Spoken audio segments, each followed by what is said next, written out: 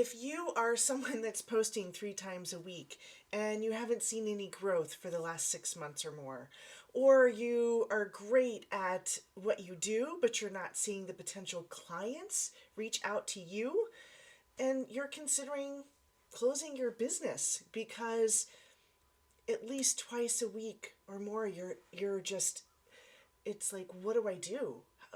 How am I going to get business? How am I going to grow? So if this is you, I want you to listen today, because do you think that Martha Stewart or Tory Burch or even Steve Jobs with Apple ever had these thoughts when they were getting started? Yes, they did. Every entrepreneur, when they're at certain points in their business, has gone through things that are like, whoa, what is happening to me? Is everything okay? How am I doing? Where am I at? So that's the kind of thing that, I want you to know that every successful business takes those situations and then they dig deep to find out really how they need to reach their audience and develop their entourage that they can do business with and who will be their true fans. And if you've been around me before, I will tell you that you only need 100 true fans to be successful. Whenever I ask, especially like coming into the Creative Business Academy, I ask a question, what's the biggest problem that you're experiencing in your business right now? And 40%, 40% of the time, the answer is getting leads or attracting clients or getting new customers, that kind of thing. It's all in that same genre, right? And so whatever you call it, it's basically the same. And we want to get business, and we need to have sales in order to have a business, not a hobby. So the second highest percentage of things that comes through to me is about pricing or selling, which is pretty much the same thing. 30%. 30% are about that. Now, the rest of that 30% is, gosh, it's a mix of things, team, time, how do I do social media, that kind of thing. It's a myriad of things, but 40% is that. The two most important things on your mind is marketing, attracting and getting clients, and sales, which is pricing and selling. That's like, wow. So today I'm going to talk about audience building, and there are 3 important pieces to point to when you're building an audience. And so that is really where I want to go with you on that. So the first one is your why. The second one is your message. And then the third one is your call to action. So those are 3 very important things when you're trying to attract an audience. I decided to put together a program for those that want to do just that. You want to learn how to build your audience, you want to communicate their message, and they want to sell with confidence. And so if you're one of those people, then I want you to reach out to me, because the program is going to start the week after Valentine's Day. We're going to go for just 8 weeks, 60 days. It's only 60 days of your time to invest to be able to grow and maximize your business for 2022. Now, back to the 3 points that I want to share with you. So let's start with your why, okay? Your why is made up of several things that focus on you, your relationships, and what you want to put out into this world. So once you hone in on those things, you get clarity beyond what you could even imagine.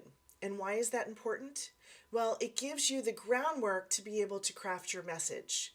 So how many of you know your why and where you want to be with where you are in your business? You could be about your family and the life that you want to create for them, or it could be about freedom and the freedom to be your own boss and be able to make the decisions that bring your dreams to light and craft the future that you want, right? Or it could mean that you want to creating a world where you're doing what you love and that lights you up. These are really that base layer. And the reason why I said that is because when everything else may seem to go wrong, your why is what's going to keep you going no matter what. And I love to dig into that because working with clients and seeing what lights them up is what gives me joy. Because I get excited seeing your success and dreams come true. It may sound corny, and you have to feel that way too, though. So, the second point I want to talk to you about is your message. In order to stand out in a crowded marketplace today, you have to be able to communicate what your message is, what you're bringing out to the world, and one of the best way to do that is to craft your brand story. So, many of you have been with me on my Creative Brand Bootcamp before, and I talk about this often. So if you're here and you've been on the Creative Brand Bootcamp, put a yes in the chat for me. That way I'll know if you've done it before. But when I do the brand boot camp, it's 5 days and we are just crafting your story. We're talking about things and I'm automatically pushing you out and making you post these things, not making you, but encouraging you to post these things in your social media, because it's you stepping out and you being more about telling about what is going on for you. So, yes, I see the yeses. That's great. So, it's not only learning how to tell your brand story, but learning how to use storytelling in your business so that because it's an art. It can be taught, which is really great news, right? And most creatives are some of the best ones I know that are great at telling their stories. You have things that happen on everyday life that your audience would love to hear about. And here's the secret. You use them to relate to them, and that's what draws them into you even more. Okay? So, for instance, I was just on a coaching call with someone last week, and she was telling me about how she was working with someone and realized that she wanted to go back to being her own boss again. It wasn't working out. The business model had changed, and the business had moved, and it was much further away for her to get there every day. And how empowering it was for her once she made that decision to leave and start up another business again. So we talked about it more, and she said she didn't have any stories to tell her audience. And I was like, hold on. You just told me the story of how you were empowered to leave that job and start your own business for a second time.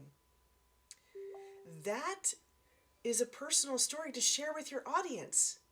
And she looked at me and said, but okay, how do I use that to talk about, to talk to her audience? And what I thought was fascinating is and I proceeded to show her how to tie it all together so that she could talk to her audience and use the story to bring home the point that she was trying to talk about and interact with her own, in her own entourage, right?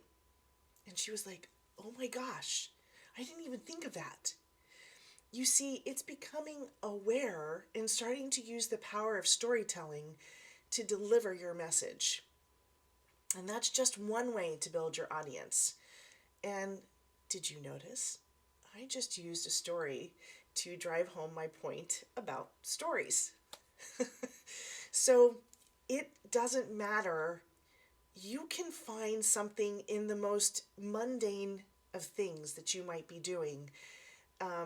Last week, when I was trying to drive home the thought about our subconscious mind and how it decides and it's doing things for us on you know, just on the regular, I brought in the story about brushing your teeth, how you don't think about all the things it takes to brush your teeth, but you're automatically doing it.